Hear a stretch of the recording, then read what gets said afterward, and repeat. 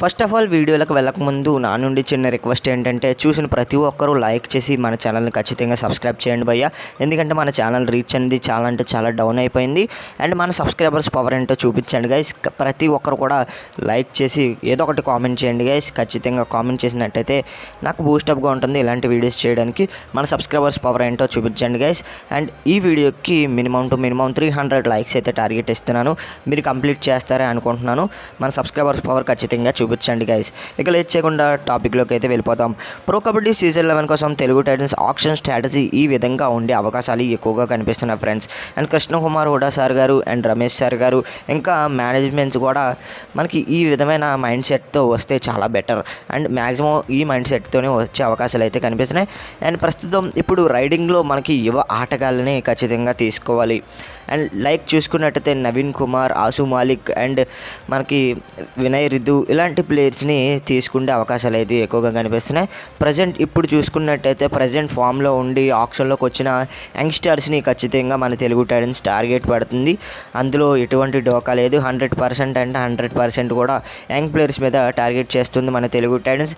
And ఇక్కడ riders అయితే చాలామంది లిస్ట్ అయితే ఉంది. ఈ రైడర్స్ అయితే ఖచ్చితంగా ఆక్షన్లోకి వచ్చే అవకాశాలు ఉన్నాయి. పేర్లు అయితే చెప్పను కానీ వాళ్ళు ఏ టీమ్స్లోకి వెళ్తారా అనేది లైవ్లో మరొకసారి చెప్తాను లైవ్లోకి వచ్చి. అండ్ నెక్స్ట్ వీడియోస్లో వాళ్ళెవరో వీడియోస్ రూపంలో మాట్లాడుకునే ప్రయత్నం అయితే చేద్దాం. మీరు ఖచ్చితంగా వీడియోలు చూసినట్టయితే ఖచ్చితంగా వీడియోస్ అయితే చేస్తాను. అండ్ మీరు ఖచ్చితంగా లైక్ చేసి కామెంట్ చేయండి భయ్య.